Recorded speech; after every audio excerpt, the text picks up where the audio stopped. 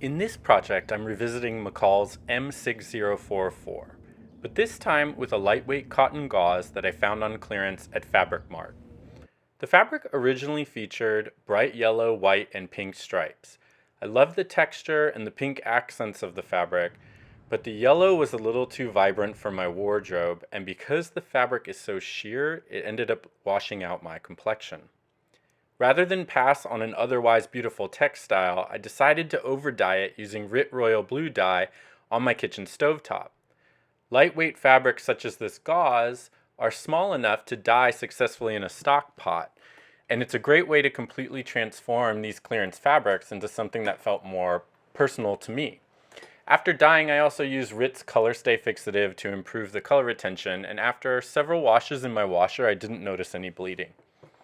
I originally hoped to cut this shirt on the bias, which would have given the gauze even more fluidity and drape, but unfortunately with only 3 yards of fabric available, there simply wasn't enough material to lay the pattern pieces at a 45-degree angle. So I cut everything on the straight grain instead. Sometimes the fabric dictates the design, and learning to work within those constraints is part of the creative process for me. One thing I should have done before beginning was test the durability of the fabric. Gauze is woven very loosely, which gives it its beautiful softness and breathability, but it also means the fibers can distort and fray surprisingly easy. As I pressed the fabric, I was already thinking several steps ahead, asking myself how I could build seams that would withstand regular wear. As you'll see later in the video, the fabric ultimately failed despite my best efforts. Even so, I think it's worth walking through the construction because the finishing techniques themselves are still valuable, especially if you're working with delicate textiles. Projects like this are a good reminder that simple patterns don't always produce simple garments. The construction of this shirt is straightforward, but the fabric demands patience. Delicate materials require slower sewing, thoughtful seam finishes, and a willingness to let the fabric set the pace. The result is beautifully light and airy, though admittedly not the most practical choice for everyday menswear. One of the unexpected benefits of over-dyeing is the way it softens the original design. Because you're coloring an already woven fabric rather than dyeing individual yarns before weaving, the pattern becomes more muted and integrated. The original plaid is still there, but the contrast is gentler, creating that slightly weathered garment-dyed appearance often associated with well-worn workwear and vintage textiles. I was much happier with this version than the original yellow. To reinforce the shirt, I finished nearly every seam with handmade bias binding. I already had about half a yard of royal blue cotton, so I cut 2-inch strips on the true bias, joined them together, and made my own binding. Cutting on the bias allows the strips to stretch gently around curves without puckering, which is why bias binding has remained such a dependable finish technique for generations. Most of the binding is hidden inside the garment, but in a few places along the back I allowed it to remain visible as a subtle design detail. I also bound the hem, adding just enough weight to encourage the gauze to hang a little more gracefully.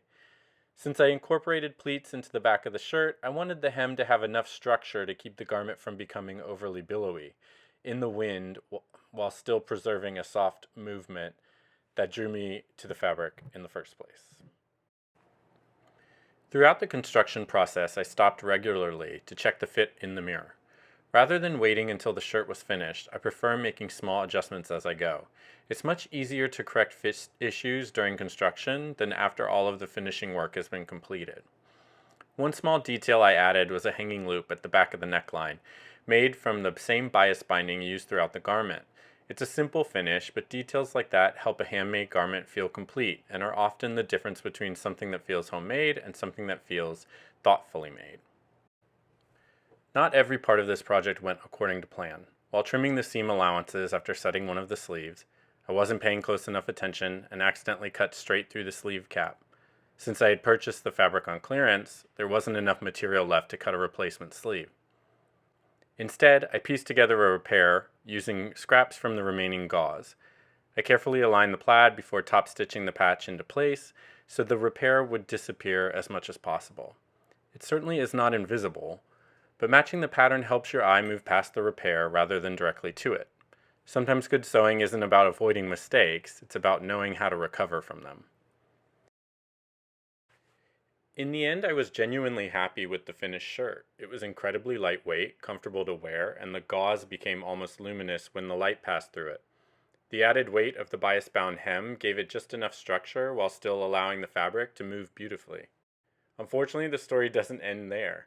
That weekend, I wore the shirt out with friends, forgot just how delicate the fabric was, and after a night of too much dancing and a little too much celebrating, the shirt had torn in several places.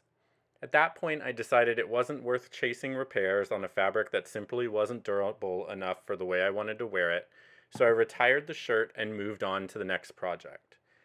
Not every sewing project becomes a wardrobe staple, and I think that's an important lesson to remember. Sometimes a project teaches you more than it lasts. In this case, I learned a great deal about working with lightweight gauze, garment dyeing, and seam finishes, and those are techniques I'll carry into future projects, even if this particular shirt didn't survive. Thank you for spending some time with me today. If you enjoyed following along, I'd appreciate it if you subscribed and join me for the next project. Until then, happy sewing, and I'll see you next time.